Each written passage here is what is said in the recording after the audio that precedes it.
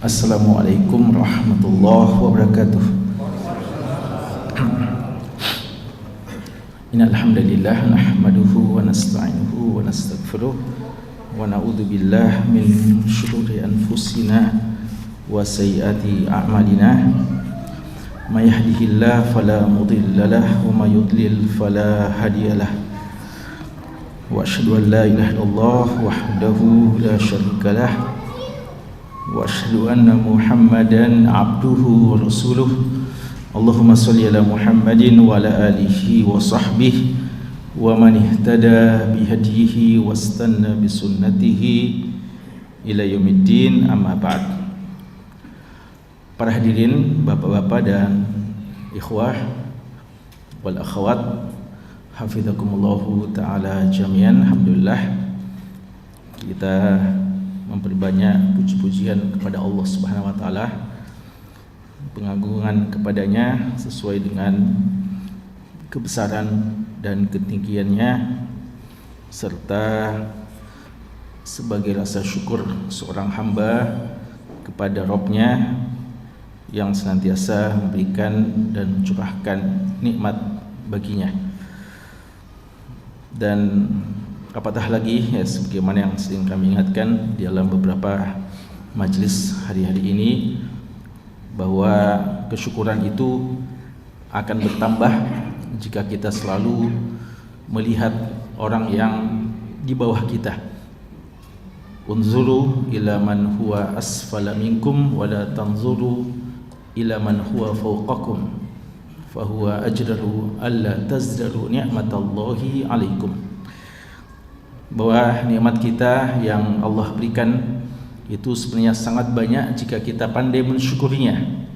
Dan di antara cara mensyukurinya adalah kita melihat orang yang berada di bawah kita, orang yang lebih rendah dari kita dari berbagai sisi, dari sisi harta, dari sisi kedudukan, dari segi ilmu, atau dari segi kesehatan dan keadaan kita. Kita patut bersyukur kepada Allah. Ya Allah masih memberikan kesempatan umur kepada kita, serta keadaan yang tentram, keadaan yang aman, yang nyaman untuk beribadah kepada Allah Subhanahu wa taala. Dan saudara-saudara kita yang berada di Sumatera, ya, utamanya di Aceh, dari Sumatera Utara, Sumatera Barat dan sekitarnya, tentunya mereka hari-hari ini tidak mendapatkan apa yang kita rasakan. Beberapa hari sebelum musibah, ya, mereka juga sama dengan kita melakukan aktivitas ibadah, ta'lim, kegiatan-kegiatan dakwah juga berjalan dengan baik. Namun dengan perhitungan berapa jam saja semua keadaan berubah, ya, sehingga mereka, ya, jangankan untuk ta'lim, untuk sholat berjamaah saja tidak mungkin mereka laksanakan, ya, di sebagian tempat tentunya, karena masjid-masjid pada tenggelam, masjid-masjid, ya, tidak bisa difungsikan. Bahkan mereka juga, ya, di sebagian tempat tidak mendapatkan penerangan yang semestinya. Ini adalah ujian dan cobaan yang ditimpakan kepada saudara-saudara kita. Maka kita sebagai seorang hamba Allah yang masih mendapatkan nikmat ini tentunya harus pandai bersyukur. Kesyukuran pertama adalah kita bersyukur karena Allah masih memberikan kepada kita kesempatan seperti yang kita rasakan ini, ya. Jangan kita nanti baru menyesal, ya, ketika kita juga ditimpa yang serupa, lalu kita menyesal kenapa kita tidak memanfaatkan ketika kesempatan masih ada. Dan di antara bentuk kesyukuran seorang hamba kepada Allah adalah bagaimana dia tahu untuk berbagi dengan saudaranya yang ditimpa musibah, ya. Itu di antara bentuk kesyukuran kita kepada Allah atas nikmat yang masih Allah Subhanahu wa taala berikan kepada kita. Karena jika kita tidak tahu bersyukur, maka boleh jadi kita juga akan mendapatkan hal yang serupa, bahkan yang lebih parah ya dari ujian tersebut. Semoga Allah Subhanahu wa taala senantiasa menjadikan kita sebagai hamba-hamba yang bersyukur, dan semoga saudara-saudara kita yang diuji bisa dikaruniai kesabaran, dan semoga menjadi pahala bagi mereka terhadap musibah yang menimpa mereka, dan semoga Allah Subhanahu wa taala mengangkat derajat mereka di sisinya. Jamaah sekalian, kajian kita di malam Ahad ini sebagaimana biasanya adalah pembahasan kitab Riyadhus Shalihin min kalami Sayyidil Mursalin. Kitab Riyadhus Shalihin tamannya orang-orang soleh, min kalami Sayyidil Mursalin, yang berisikan sabda dari penghulu pemimpin para rasul, yaitu Nabi kita Muhammad sallallahu alaihi wasallam. Kitab yang sangat bermanfaat ini buah karya dari Al-Imam Abu Zakaria Yahya bin Sharaf An-Nawawi rahimahullahu ta'ala, salah seorang ulama besar kaum muslimin yang wafat di tahun ke-676 Hijriah. Dan pada malam hari ini, di malam Ahad, malam ke-23 di bulan Jumadil Akhir 1447 Hijriah, kita akan memulai pembahasan bab yang baru ya dalam kajian kita yang paling terakhir. Kita sudah menyelesaikan pembahasan kitabul jihad, dan bagian paling akhir adalah beberapa bab yang berkaitan dengan masalah jual beli. Sekarang kita masuk dalam kitab yang baru, kitab yang ke-12 dalam kitab Riyadhus Shalihin, yaitu kitab Al-Ilm, kitab tentang ilmu ya. Jadi pembahasan kita mulai malam ini insyaallah taala berkaitan dengan ilmu.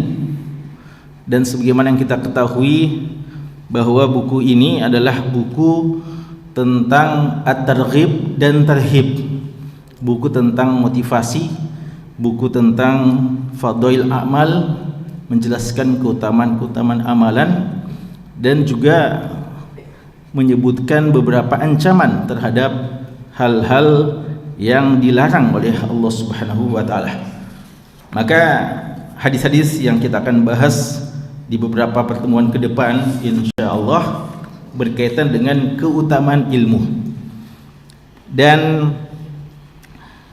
urutan kitabul ilm di bagian-bagian paling akhir ya, atau bukan di bagian awal.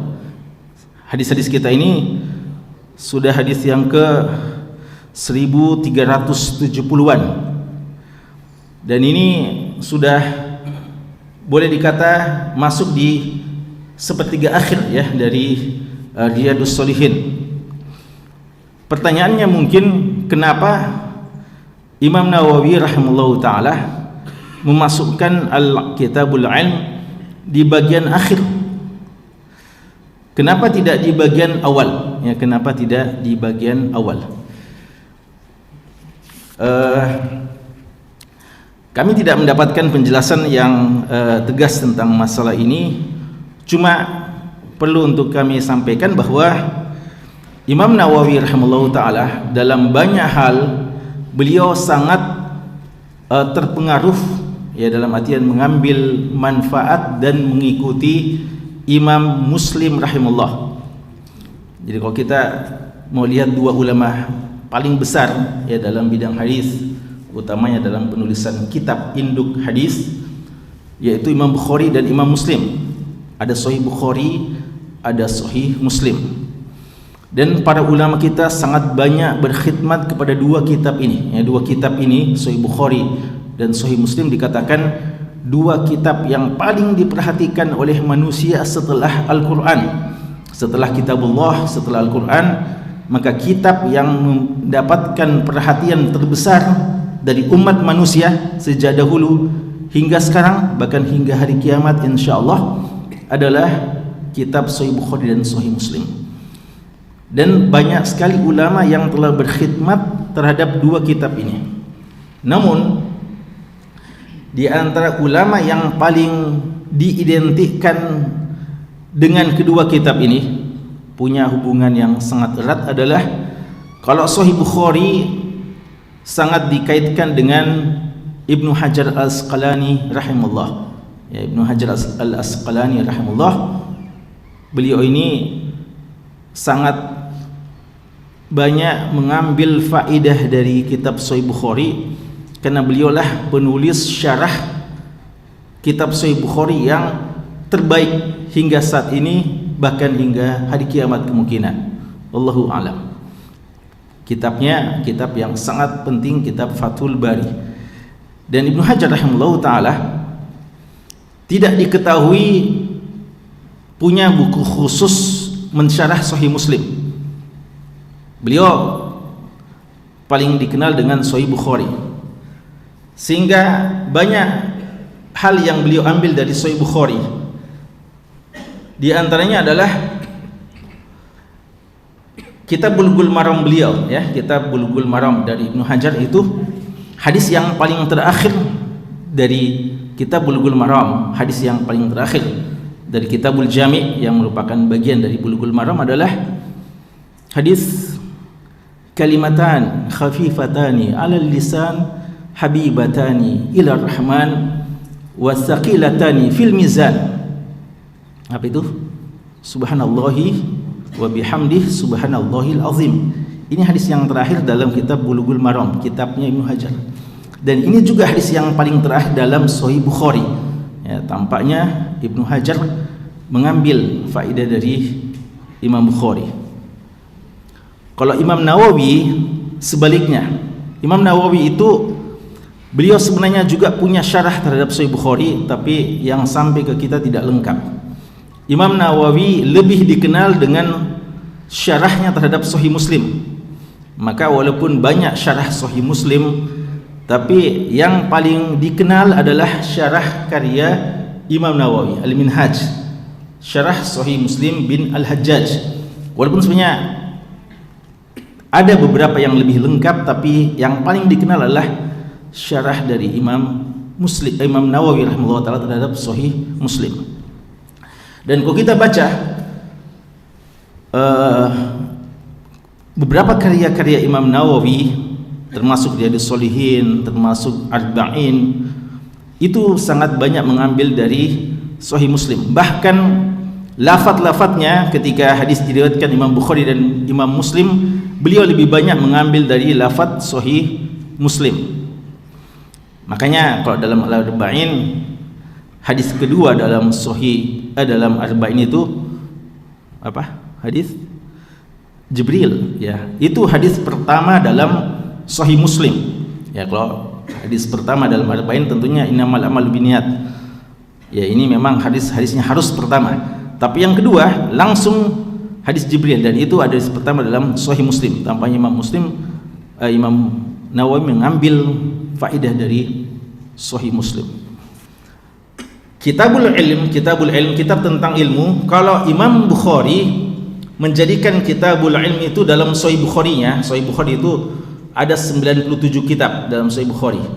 Kitab yang pertama, kitab tentang permulaan wahyu. Kitab yang kedua, kitab tentang iman. Dan kitab yang ketiga, kitab tentang ilmu. Jadi masalah ilmu dijadikan masalah bagian awal-awal dalam Sahih Bukhari. Tapi dalam Sahih Muslim, masalah Kitabul Ilm ada juga, tapi termasuk bagian belakang. Nah, inilah yang tampaknya diikuti oleh Imam Nawawi, karena Imam Nawawi memang sekali lagi lebih dekat kepada Sahih Muslim, ya, lebih punya hubungan emosional, ya, wallahu alam, dengan Sahih Muslim, sehingga urutannya pun ini kayaknya beliau mengambil dari Sahih Muslim, sehingga masalah Kitabul Ilm tidak beliau tempatkan dalam bagian paling awal atau bagian awal-awal dalam kitab Riyadhus Shalihin. Beliau masukkan dalam bagian-bagian bukan paling terakhir juga, tapi di antara bagian yang paling terakhir. Ala kulli hal, ya, bahwa Kitabul Ilm ini sekarang gilirannya untuk kita bahas, ya. Kan biasa orang berpikir ilmu itu kan pondasi dalam beramal. Al-ilmu qabla al-qaul wal amal, begitu Imam Bukhari bilang ya. Makanya Imam Bukhari setelah menceritakan tentang permulaan wahyu, lalu iman yang merupakan pondasi amal, langsung setelah itu beliau membahas tentang ilmu. Tapi Imam Muslim sekali lagi beda, dan itu yang diikuti oleh Imam Nawawi, walaupun tidak menunjukkan bahwasanya ilmu itu perlu dibelakangkan ya. Ada saja mungkin pandangan-pandangan tertentu, alasan-alasan tertentu dari Imam Nawawi kenapa beliau menjadikan Kitabul Ilm ini bagian setelah kitab jihad. Dan setelah ini nanti ada pembahasan-pembahasan tentang masalah zikir, masalah salat, salawat dan seterusnya. Jemaah sekalian, Kitabul Ilm, kitab tentang ilmu. Apa ilmu yang dimaksudkan? Ya, kalau sekarang orang bicara tentang ilmu, maka sangat banyak jenis ilmu. Cuma menjadi catatan penting yang dijelaskan oleh para ulama kita, bahwa ilmu ketika disebutkan secara mutlak ya, secara mutlak maksudnya ilmunya saja disebut, tidak dibilang ilmu apa ya. Maka hukum asal ketika dikatakan ilmu, sebagaimana dijelaskan oleh Ibnu Hajar Al-Asqalani rahimahullah dan lain-lainnya, yang dimaksudkan adalah ilmu tentang Quran dan Sunnah, atau yang kita bahasakan dengan ilmu syariat, ilmu syar'i. Dan ini juga disyaratkan oleh Ibnu Qudamah dalam Mukhtasar Minhajul Qasidin, bahkan sebelumnya Imam Ghazali tentunya, yang merupakan asal dari kitab Minhajul Qasidin, yang merupakan asal dari Mukhtasar Minhajul Qasidin, bahwa ilmu ketika disebutkan dalam Quran dan Sunnah, kalau kita baca keutamaan ilmu, maka yang dimaksudkan adalah ilmu tentang Quran dan Sunnah. Adapun kalau dimaksudkan ilmu yang lain, ilmu tentang kedokteran, ilmu tentang ekonomi, ilmu tentang keteknikan umpamanya, ilmu tentang hisab dan seterusnya, maka itu perlu disebutkan jenisnya. Dikatakan keutamaan ilmu kedokteran umpamanya, keutamaan ilmu keteknikan umpamanya, keutamaan ilmu hisab umpamanya. Tapi kalau cuma dikatakan ilmu saja tanpa embel-embel, tidak ada yang bilang ilmu apa, dan itu tercantum dalam Quran dan Sunnah, maka itu maksudnya ilmu syar'i. Karenanya apa yang kita bahas sekarang ini, kitab tentang ilmu, maka yang dimaksudkan adalah ilmu Quran dan Sunnah, tanpa menafikan pentingnya ilmu-ilmu yang lain yang dibutuhkan oleh umat. Tapi tanpa menafikan pentingnya ilmu tersebut, harus kita tegaskan bahwa ilmu yang paling penting, yang wajib secara aini untuk dituntut adalah ilmu syariat. Kita boleh beda dari segi spesialisasi keilmuan keduniaan kita, semuanya dibutuhkan oleh umat Islam. Tapi siapapun kita, entah kita seorang dokter, entah kita seorang teknokrat, entah kita seorang ahli hisab, ahli matematika, ahli biologi, ahli apa saja, kita harus tahu tentang agama kita. Kita harus tahu tentang ilmu fardu ain ini. Dan tidak ada alasan bahwasanya saya kan bukan orang yang menuntut ilmu agama. Ya, tidak boleh. Anda muslim, Anda harus menuntut ilmu agama Anda, yang dengannya Anda melaksanakan tugas penghambaan kepada Allah Subhanahu wa taala.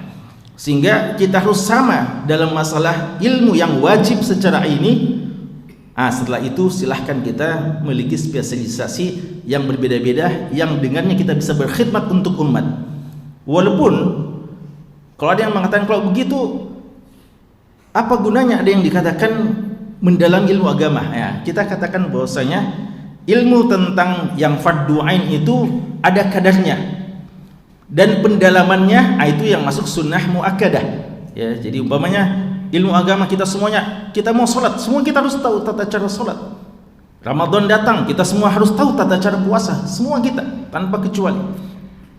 Namun beberapa pendalaman-pendalaman tentang masalah sholat, beberapa pendalaman tentang masalah puasa, tentang zakat dan yang seterusnya, dan termasuk bagaimana bisa menggunakan dalil sehingga kita tahu menetapkan hukum, itu membutuhkan spesialisasi, yang sehingga ada dalam bidang agama pun ada ahli ini dan ada ahli itu, ya.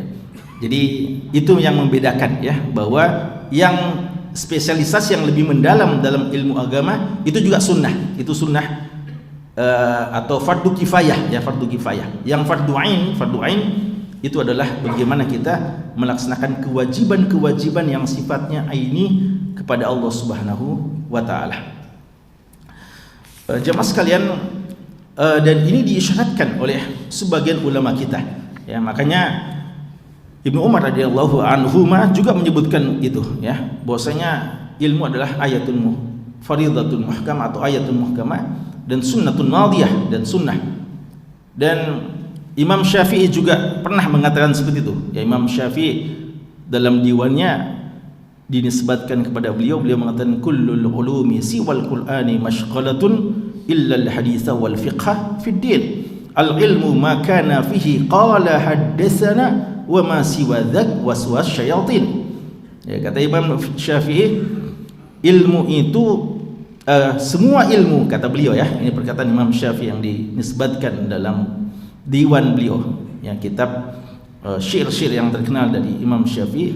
Semua ilmu itu menyibukkan, artinya bisa menyibukkan kita daripada hal yang wajib, kecuali ilmu hadis siwal Qur'ani ya, kullul ulumi siwal Qur'an, semua ilmu selain Al-Qur'an itu menyibukkan saja, kecuali ilmu tentang hadis dan fikih terhadap ad-din ini.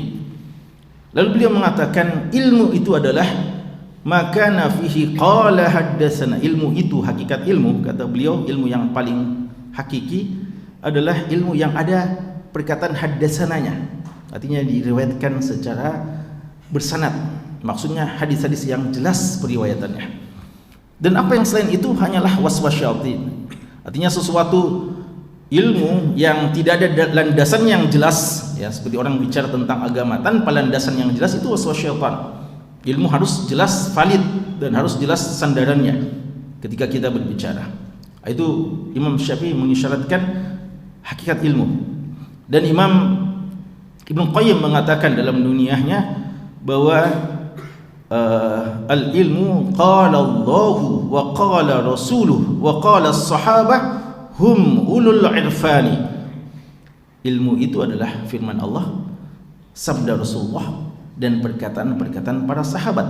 Merekalah orang-orang yang paling tahu tentang agama ini ya. Jadi beliau menyebutkan bahwa ilmu agama itu sandarannya harus jelas Quran, sunnah, dan penjelasan para sahabat ya. Lagi-lagi itu menegaskan bahwa itu ilmu yang paling asal yang harus untuk kita pelajari. Juga ada pernyataan Imam Al-Auza'i mengatakan al-ilmu ma ja'a an ashabi Muhammadin, ilmu adalah apa yang datang dari sahabat-sahabat Nabi Muhammad sallallahu alaihi wasallam, wa ma lam yaji an wahidin minhum falaysa bi'ilmin. Ilmu yang tidak ada dasarnya dari perkataan sahabat maka bukan ilmu ya, bukan ilmu. Itu pernyataan beliau. Maka kita mulai ya membahas dalil-dalil keutamaan ilmu ya. Makanya hal yang perlu ya, patut kita apresiasi kesadaran ya kita semua untuk belajar ilmu agama tanpa mengenal apapun spesialisasi kita. Kami yakin ya banyak di antara jamaah, ikhwah dan akhwat yang bukan belajar ilmu agama, dalam artian bukan kuliah atau bukan sekolah di sekolah yang berlabel agama, tapi rajin tarbiyah, rajin ta'lim. Itu memang sudah seharusnya seperti itu, seharusnya seperti itu. Namun kan ini sangat jarang, maka kita sangat apresiasi ya, kita sangat mendukung ya, karena begitu banyak di antara umat lupa akan tanggung jawab dan tugas ini. Maka kita sangat suka ya, sangat mencintai ikhwah kita, para akhwat kita yang sadar akan tugas ini ya, sadar akan pentingnya belajar agama di spesialisasi apa saja yang mereka geluti. Kita perlu rajin tarbiyah, rajin menuntut ilmu agama, karena ini bagian yang sangat penting dalam kehidupan kita. Bahkan kita sangat ingin ada dualisme keilmuan yang bisa saling mendukung ya, yaitu seorang yang kuasai ilmu dunia yang dibutuhkan, lalu juga paham dengan baik ilmu agama ya. Kalau di daerah-daerah Arab itu banyak yang semacam itu ya. Kalau di Saudi, Mesir ya, kalau kita mendengarkan sebagian muhadarah daripada masyayikh, itu semua banyak di antara mereka masya Allah ulama, tapi sebenarnya mereka itu adalah ahli dalam ilmu-ilmu duniawi ya. Kalau di Mesir umpamanya ada Syekh Dr. Ismail Al-Muqaddam, beliau itu ahli bedah ya, tapi ulama besar ya. Ada Syekh yang baru meninggal, Zaglul Najjar, beliau itu ahli geologi ya. Ada Dr. Ahmad Farid, banyak buku-buku beliau, itu dokter itu ya, ahli kedokteran. Ada Syekh hadis ya, besar, ulama besar, Mustafa Al-Adawi, beliau itu muhandis ya, insinyur sebenarnya, dan seterusnya ya. Karena memang perlu dipelajari semuanya ya. Maka kita sangat ingin juga ya lahir di antara kita mereka-mereka yang bisa menggabungkan ini semuanya ya. Bahkan Syekh Muhammad Yusri Ibrahim, Dr. Muhammad Yusri Ibrahim, kalau kita antum baca buku kita Aqidatuna wa Manhajuna, salah satu yang memerojah buku kita itu dan memberikan kata pengantar Syekh Dr. Muhammad Yusri Ibrahim, beliau itu ahli teknik kimia kalau tidak salah, dan juga ulama besar ya, alumni di Azhar juga ya, sehingga beliau bisa berfatwa dalam bidang keteknikan sebagaimana berfatwa dalam masalah-masalah agama ya. Nah, itu kita tunggu ya, ikhwah-ikhwah dan akhwat kita juga bisa seperti itu. Walaupun alhamdulillah ya, ikhwah-ikhwah ini dan akhwat ini kalau di luar sudah dibilang ustaz ya, ustadzah semua ya, sudah dibilang gitu. Walaupun sebenarnya masih perlu ditingkatkan lagi sedikit ya keilmuan, utamanya bahasa Arabnya ya. Bahasa Arab kita juga harapkan ya ikhwah-ikhwah kita dan akhwat kita menguasai bahasa Arab walaupun bukan di istibah ya. Kan kalau bilang itu tugasnya itu ikhwah dan akhwat istibah, tidak harus ya. Memang mereka paling harus ya, mereka paling wajib, tapi antum juga berhak, bahkan sebenarnya seharusnya juga antum tahu ya Quran dan Sunnah, difahami dengan bahasanya. Keutamaan ilmu, fadlul ilm, bab yang ke-241. Seperti biasanya Imam Nawawi rahimahullah ta'ala sebelum menyebutkan hadis-hadis tentang keutamaan yang beliau mau bahas, beliau mulai dengan ayat ya, ayat Quran. Jadi sekali lagi topik pembahasan dalam Riyadhus Shalihin ini sebenarnya hadis-hadis Rasulullah sallallahu alaihi wasallam, tapi beliau juga sering dalam permulaan bab mengutip ayat-ayat untuk menjelaskan bahwa pada dasarnya hadis-hadis itu adalah penjabaran dan penafsiran, penjelasan dari ayat-ayat Allah Subhanahu wa taala. Untuk bab keutamaan ilmu, beliau mengutipkan kepada kita 4 ayat. Berapa sebenarnya keutamaan ilmu dalam Al-Quran? Berapa jumlahnya? Cuma 4? Banyak ya? Ya banyak. Kalau dalam tarbiyah sekira kita tahu itu belajar ya. Tapi ini sekedar mewakili, masih banyak sebenarnya. Dan di antara ulama kita yang paling lengkap dalam mengumpulkan dalil-dalil keutamaan ilmu adalah Al-Imam Ibnu Qayyim Al-Jauziyah rahimahullah dalam kitabnya Miftah Daris Sa'adah.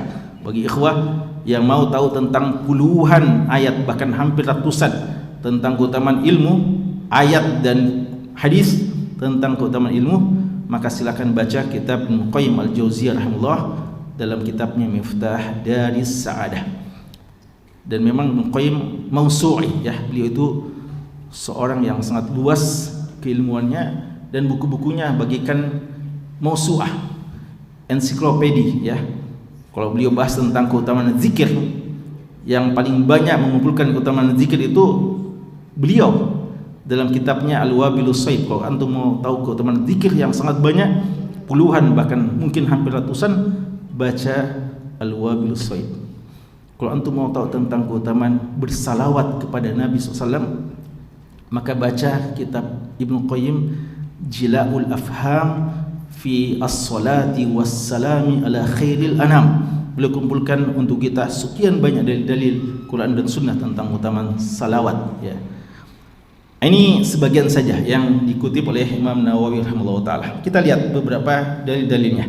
Dalil yang pertama, firman Allah Subhanahu wa taala dalam surat Thaha, surat yang ke-20 di ayat 114.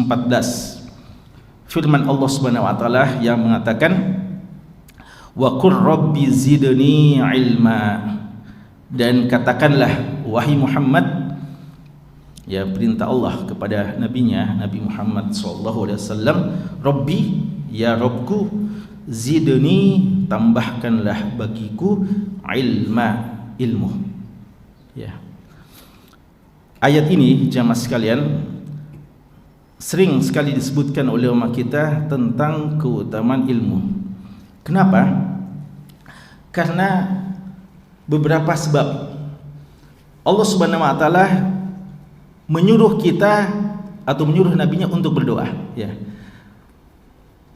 Dan sebenarnya kalau Allah menyuruh nabinya, lalu kita dapatkan hadis di mana Nabi kita SAW berdoa, dan kita tidak dapatkan perintah doa itu dalam Quran, tapi Rasulullah yang mengajarkan langsung kepada kita, maka itu sudah menjadi dalil pentingnya berdoa dengan doa tersebut. Bagaimana lagi kalau doa itu dituntun langsung oleh Allah? Yang ajari Allah, yang ajari Rasulullah untuk berdoa dengan doa tersebut adalah Allah langsung, dan dikutipkan kepada kita dalam Al-Quran. Walaupun kita yakin di sana ada doa-doa yang disabdakan oleh Rasulullah, sebenarnya itu juga arahan langsung dari Allah, tapi tidak tercantum secara eksplisit dalam Al-Quran. Ini disebutkan secara sharih, tegas, sangat gamblang. Allah yang menyuruh nabinya, menuntun nabinya, wa qul, katakanlah. Berarti perintah, penegasan dari Allah kepada nabinya, dan sekaligus mempermaklumkan kepada kita untuk berdoa dengan doa seperti ini, ya. Wa qul rabbi zidni ilma. Dan Rabb, ya. Jadi sering kami katakan bahwa kalau dalam Al-Quran doa-doa itu kebanyakannya dimulai dengan Rabbi atau Rabbana, ya. Kalau dalam hadis Allahumma, ya. Kalau dalam ayat Rabbi, Rabbana. Adapun dalam hadis itu pakai Allahumma, ya. Rabbi zidni ilma, tambahkanlah untukku ilmu. Dan ini menegaskan bahwasanya ilmu datang dari Allah, ya, ilmu datangnya dari Allah. Maka kepadanya kita meminta. Allah salah satu namanya adalah apa? Namanya Allah adalah Al-Alim, Al-Alim, yang maha berilmu. Dan kaidah mengatakan Allah ketika memiliki satu sifat, Allah suka jika hambanya bersifat dengan sifat yang dia miliki, kecuali sifat kesombongan. Itu sifat yang khusus bagi Allah, ya, dan tidak boleh kita bersifat sombong. Tapi yang lainnya Allah maha pemurah, Allah maha penyayang, Allah maha lembut, Allah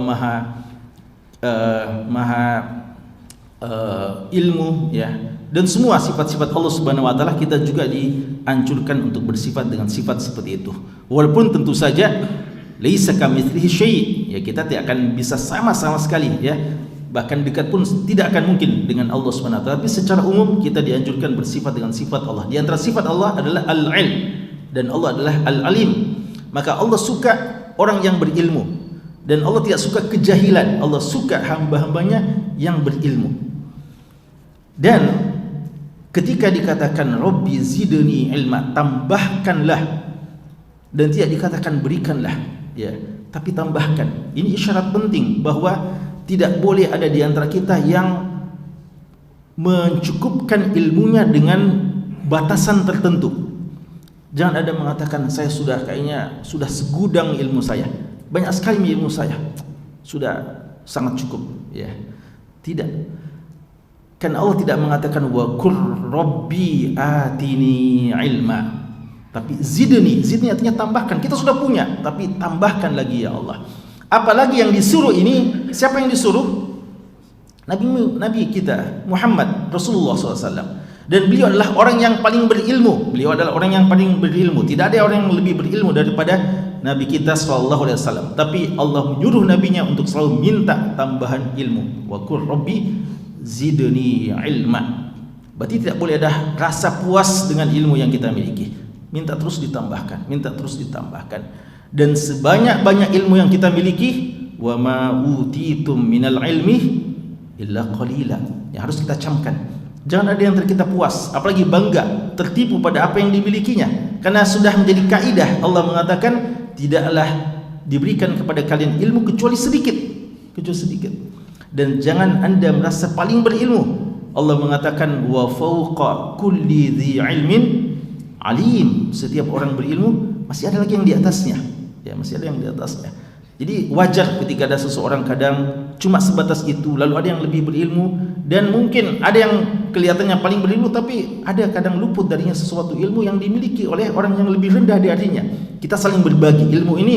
Tidak ada di antara kita yang meliputi seluruh ilmu, maka kita perlu saling berbagi dan tidak perlu boleh puas. Kita selalu belajar dan belajar, ya, karena ilmu ini memang sangat luas dan hanya Allah yang meliputi semua ilmu. Makanya jamaah sekalian, telah dibuktikan langsung oleh Nabi Musa alaihissalam. Beliau di masanya orang paling berilmu. Tapi ketika tahu masih ada ilmu yang beliau tidak ketahui, ya, beliau pernah berkhutbah dalam hadis Bukhari, kata beliau berkhutbah. Ada yang tanya, adakah orang berilmu daripada kamu? Dia bilang tidak ada, sebatas pengetahuan beliau. Lalu Allah mengatakan ada di sana, ya, yang punya ilmu yang tidak kamu miliki. Begitu mengetahuinya, maka beliau berazam tidak akan berhenti berjalan sampai ketemu orang tersebut yang punya ilmu yang tidak diketahui oleh Nabi Musa. Dan perjalanannya diabadikan dalam Al-Quran, dalam surat Al-Kahfi. Belajar kepada Khidir, 3 ilmu beliau belajar kepada Khidir. 3 ilmu saja, perjalanan yang melelahkan, yang membuat beliau capek, ya. Tapi beliau sudah dapatkan 3 ilmu. Padahal beliau lebih tinggi ilmunya, lebih mulia daripada Nabi Khidir. Tapi begitu tahu masih ada yang tidak beliau ketahui, di masa itu beliau belajar. Dan di antara hal yang menunjukkan keutamaan ilmu dari ayat ini adalah Allah dalam Al-Quran, silahkan kita cari, ya. Tidak kita dapatkan Allah mengatakan kepada nabinya, wa qur rabbi zidni mala, wa qur rabbi zidni jaha, wa qur rabbi zidni walada, wa qur rabbi zidni, dan seterusnya. Tidak kita dapatkan dalam Al-Quran Allah mengatakan kepada nabinya, wahai Nabi, wahai Muhammad, katakanlah, ya Allah, tambahkanlah anak kepadaku, tambahkanlah harta kepadaku, tambahkanlah jabatan kepadaku, tambahkanlah kedudukan kepadaku. Tidak ada itu dalam Al-Quran. Satu-satunya yang Allah sebutkan minta tambahan, wa qur rabbi zidni ilma. Maka menunjukkan ziyadah kebutuhan kita yang paling perlu untuk kita terus kejar tanpa ada rasa puas sama sekali adalah ilmu, belajar dan belajar. Makanya ulama kita sebagian orang-orang murid-muridnya dan teman-temannya kadang tidak habis berpikir, kamu ini sudah begitu berilmu, kenapa masih kesana kemari menuntut ilmu, habis biaya, capek lagi mengadakan rihlah di negeri-negeri yang jauh, yang waktu itu transportasi begitu sulit. Kenapa habiskan semua waktu, habiskan semua tenaga, habiskan harta menuntut ilmu, pada ilmu semua sudah segudang, kamu sudah Imam Ahmad, Abdullah bin Mubarak dan ulama-ulama yang lainnya. Mereka tahu bahwasanya ilmu ini tidak ada batasnya, perlu terus belajar dan belajar. Sehingga ketika ditanya sampai kapan, mereka mengatakan ilal maqbarah, ma'al mahbarah ilal maqbarah, dari dengan pena ini kita masuk ke liang kubur. Dan sebagian mengatakan, ya seperti Ibnu Mubarak, bahwanya selama kita dikatakan masih pantas hidup, maka berarti kita masih pantas untuk menuntut ilmu. Jadi kalau kita masih dikatakan masih pantas untuk hidup, berarti kita masih pantas menuntut ilmu. Artinya orang yang sudah menyerah menuntut ilmu, cocoknya mati saja, ya. Kalau dia sudah merasa cukup, ya, berarti orang itu kayaknya sudah mau mati, ya. Kalau dia masih merasa dia masih mau hidup, maka dia masih perlu untuk belajar dan belajar, ya. Tidak ada kata berhenti, ya, untuk ilmu ini, perlu terus gitu. Itu ayat yang pertama. Ayat yang kedua, firman Allah Subhanahu wa taala dalam surat Az-Zumar, surat yang ke-39 di ayat ke-9. Allah Subhanahu wa taala mengatakan, "Qul hal yastawil ladzina ya'lamuna wal ladzina la ya'lamun." Katakanlah wahai Muhammad, ya sekali lagi qul, ya, perintah Allah kepada nabinya untuk mengatakan kepada hamba-hamba Allah, kepada kita semuanya, apakah sama orang yang berilmu dan yang tidak berilmu? Apakah sama? Ini istilahnya istifham ingkari, ya. Istifham ingkari. Apakah sama? Maksudnya mengingkari. Artinya tidak akan sama antara orang yang berilmu dengan yang tidak berilmu. Berarti kita mau menjadi orang yang dipuji oleh Allah, orang yang dimuliakan oleh Allah, yaitu orang-orang yang berilmu. Dan banyak sisi perbedaan antara orang yang berilmu dan yang tidak berilmu. Cuma, ya, kalau kita mau baca ayat ini secara utuh, Allah mengatakan, amman huwa qanitun ana al-laili sajida wa qa'ima yahdharul akhirah wa yarju rahmata rabbih qul hal yastawil ladzina ya'lamuna wal ladzina la ya'lamun. Banyak sisi perbedaan antara orang berilmu dan tidak berilmu. Cuma ayat ini kalau kita mau baca secara utuh, ya biasanya kan kita baca bagian akhirnya saja. Tapi coba kita baca dari bagian awalnya. Allah mengatakan, menggambarkan seorang hamba huwa qanit, tekun beribadah, ana al-lail, di malam hari, sajida, sujud, qa'ima, berdiri, ya, dia takut kepada Allah dan dia mengharapkan rahmat Allah Subhanahu wa taala. Apakah sama orang yang berilmu dan yang tidak berilmu? Artinya jamaah sekalian, inilah hakikat orang yang berilmu. Orang yang berilmu bukan cuma banyak hafalannya, bukan cuma kecerdasan dengan mudah memahami, tapi Allah mengatakan apakah sama orang berilmu dan tidak berilmu. Artinya orang yang berilmu itu adalah orang yang malam hari tekun beribadah kepada Allah, takut kepada Allah dan mengharapkan rahmat Allah Subhanahu wa taala. Makanya banyak ulama kita kalau melihat penuntut-penuntut ilmu yang malas beribadah di malam hari, tidak juga mengulangi pelajarannya di malam hari, tidak juga bangun malam beribadah, maka mereka mengatakan penuntut ilmu apa ini, ya. Imam Ahmad rahimahullah ta'ala pernah ada seorang muridnya nginap di rumah beliau. Maka Imam Ahmad rahimahullah ta'ala sebagai tuan rumah, beliau siapkan air, ya, digunakan nanti untuk bersuci, untuk wudu dan sebagainya.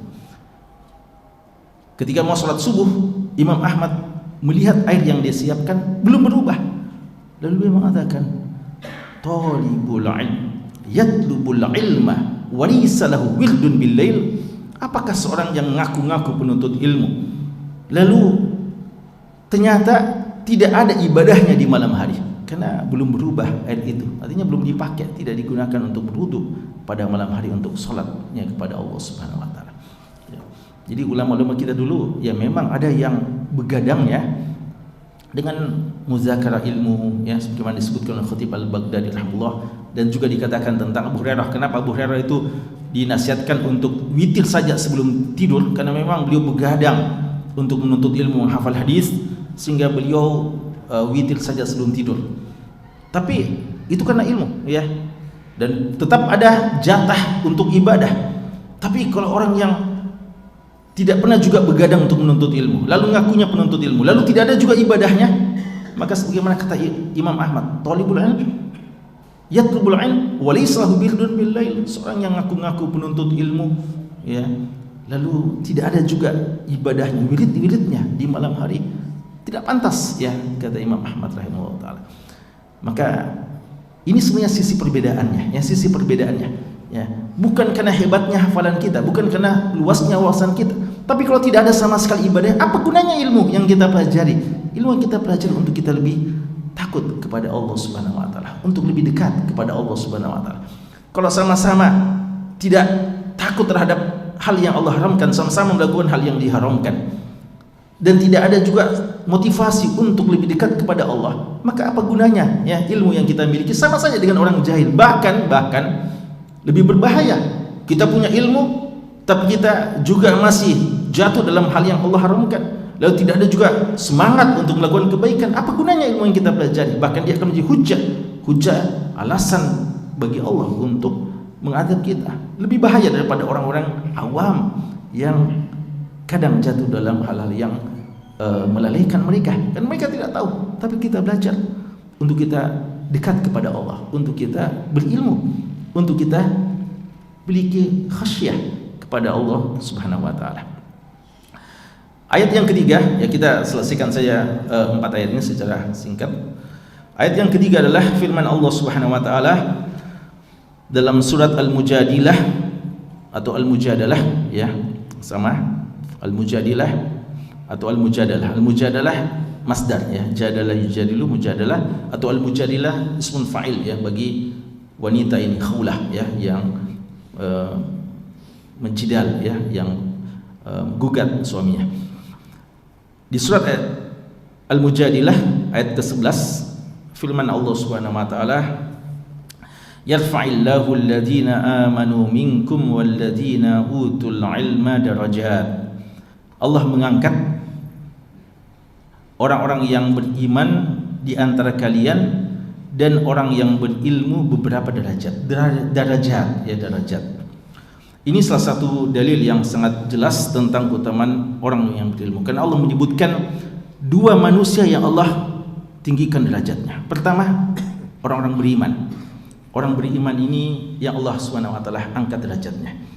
Adapun orang kafir, maka laqad khalaqnal insana fi ahsani taqwim tsumma radadnahu asfala safilin. Manusia secara umum diciptakan dalam keadaan yang terbaik, ahsana taqwim. Tapi manusia yang tidak beriman, Allah mengatakan kami kembalikan kepada apa? Derajat yang tinggi? Bukan. Asfala safilin, derajat yang paling rendah. Manusia yang tidak beriman itu paling rendah kedudukannya. Allah mengatakan inna syarrad dawab indallah alladzina kafaru fahum la yu'minun. Binatang yang paling buruk Allah sebutkan sebagai binatang melata yang paling buruk, bukan hewan babi, bukan hewan anjing dan semacamnya. Allah katakan sesungguhnya binatang melata yang paling buruk adalah orang yang kafir, karena mereka tidak beriman kepada Allah Subhanahu wa taala. Maka iman kita mengangkat derajat kita di sisi Allah dibandingkan manusia-manusia yang lain. Maka kita memuji Allah atas nikmat iman. Namun jemaah sekalian, orang-orang beriman bertingkat-tingkat. Nah, sekarang kita ini sudah beriman kepada Allah, insya Allah, ya. Kita beriman kepada Allah, mengimani arkanul iman, ya. Lalu bagaimana derajat kita di sisi Allah? Apa yang membedakan antara kita seorang mukmin dengan mukmin yang lainnya? Salah satu pembedanya adalah masalah ilmu. Setelah Allah menyeleksi hamba-hambanya, orang di antara semua, ya, manusia secara umum sebenarnya, ya, Allah utamakan daripada seluruh makhluk. Tapi di antara semua manusia Allah utamakan orang yang beriman, dan di antara orang yang beriman Allah utamakan orang-orang yang berilmu. Ya, makanya Allah mengatakan yarfa'illahu alladhina amanu minkum. Setelah itu walladzina utul ilma darajat. Dan setelah itu adalah orang-orang yang berilmu. Allah tidak mengatakan walladzina utul mal, dan Allah setelah beriman Allah mengangkat derajatnya orang yang berharta, berkedudukan. Tidak, orang yang diturunkan kepada ilmu. Dan kata-kata diturunkan berarti sekali lagi ilmu datang dari Allah. Dan ini juga diantara dalil Ahlus Sunnah wal Jamaah bahwa Allah di atas langit, ya, Allah yang menurunkan ilmu kepada hamba-hambanya. Allah yang di atas langit menurunkan ilmu kepada hamba-hambanya. Semuanya datang dari Allah Subhanahu wa ta'ala. Dan jemaah sekalian, ilmu ini menjadikan seorang mulia di dunia dan di akhirat, ya. Ada tafsiran yang disebutkan oleh Imam Ghazali, ya, kalau kita baca Mukhtasar Minhajul Qasidin, dikutip perkataan dari Abdullah bin Abbas radhiyallahu anhu. Walaupun, ya, Allahu alam, kami sendiri cari-cari dalam buku-buku tafsir yang secara musnad tidak disebutkan itu. Tapi kalau kita telusuri, ini tampaknya kutipan dari Imam Ghazali rahimahullah taala. Perlu dicek lagi kebenarannya. Tapi kita baca dalam buku Mukhtasar Minhajul Qasidin dan Ihya Ulumuddin, kutipan dari Abdullah bin Abbas radhiyallahu anhu, ketika menafsirkan ayat ini bahwa perbedaan antara orang yang beriman tapi tidak berilmu dengan orang yang berilman lagi berilmu adalah diangkat derajatnya, yaitu di akhirat perbedaannya 700 derajat ya. Dan antara satu derajat dengan derajat berikutnya jaraknya 500 tahun perjalanan ya. Perbedaan yang sangat mencolok ya kalau sahih ya berita ini, tapi begitu dikutipkan ya. Tapi ala kulli hal bahwa kenyataannya memang demikian. Di dunia saja orang menjadi mulia dengan ilmunya. Ibnu Abza, seorang mantan budak Maulah, ketika Umar bin Khattab radhiyallahu anhu bertanya kepada salah seorang gubernurnya, siapa yang kamu angkat jadi wali kotamu di daerah lembah di Makkah? Dia katakan Ibnu Abza. Tidak dikenal oleh Umar bin Khattab. Siapa itu Ibnu Abza? Dikatakan mantan budak Maulah. Tambah heran Umar bin Khattab, mantan budak kamu angkat sebagai wali kotamu? Dia katakan, iya betul, tapi dia adalah seorang qari'ul Quran, alimun bil faraid ya, seorang qari, alim dan tentang Quran, dan seorang ahli dalam ilmu waris. Maka langsung setuju Umar bin Khattab. Lalu beliau menyebutkan hadis Rasulullah yang pernah beliau dengarkan ya, innallaha yarfa'u bihadzal kitabi aqwama wa yadha'u bihi akharin.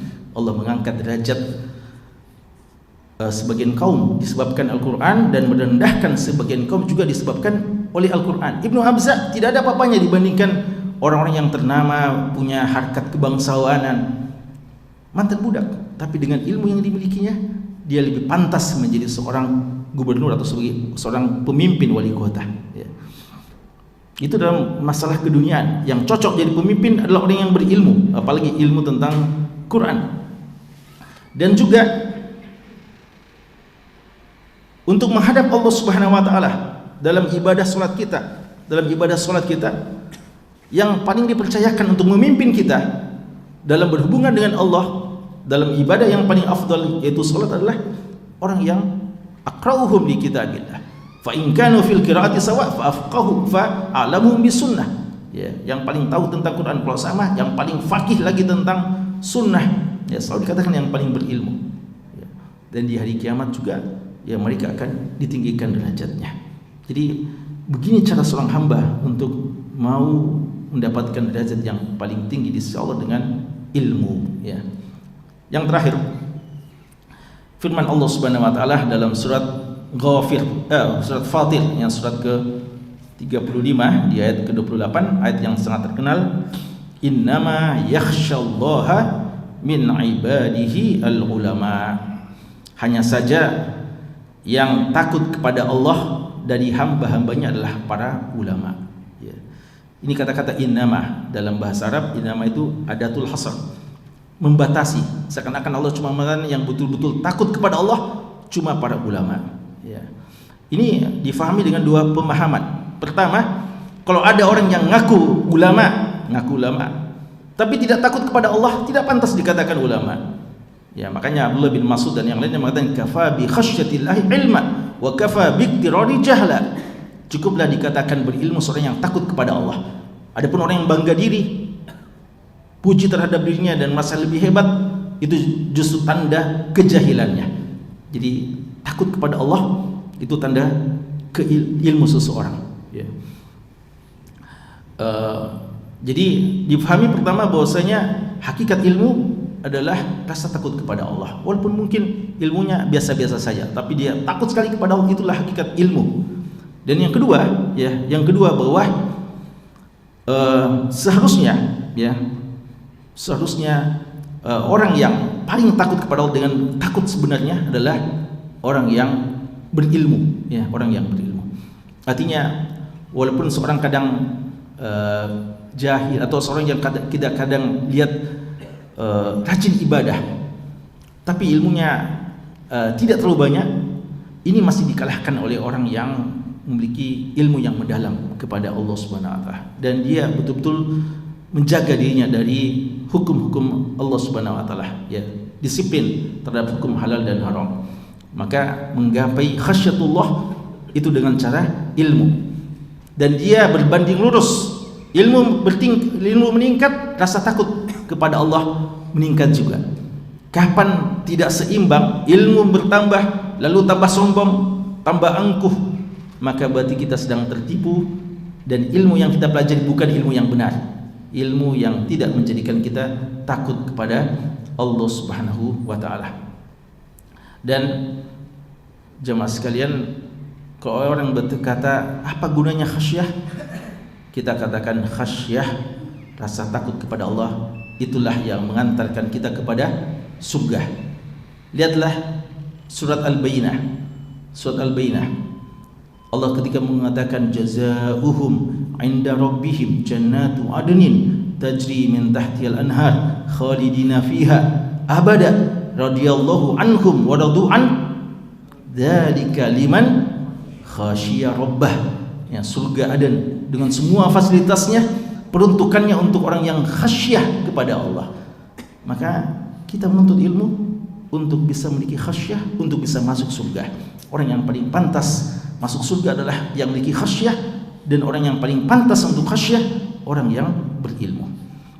Dan khasyah ini juga seharusnya ada pada para muballigh, penyampai risalah. Allah katakan dalam surat Al-Ahzab di ayat ke-39, alladzina yuballighuna risalatillah wa yakhshawnahu wa la yakhshawna ahadan illallah wa kafa billahi hasiba. Ya, kata Allah, para muballigh, penyampai risalah Allah, takut kepada Allah dan tidak takut kecuali kepada Allah, dan cukuplah Allah sebagai pemberi perhitungan kepadanya. Innama ya'muru masajidallah man amana billahi wal yawmil akhir wa aqama shalah wa ata zakah wa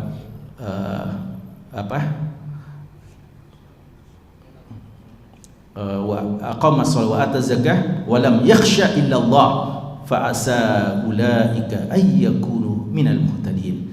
Orang yang betul-betul memakmurkan rumah Allah adalah yang beriman kepada Allah dan hari kemudian, menegakkan salat dan menunaikan zakat, dan tidak takut kecuali kepada Allah Subhanahu wa taala. Mereka lah orang-orang yang pasti ya akan mendapatkan hidayah dari Allah Subhanahu wa taala.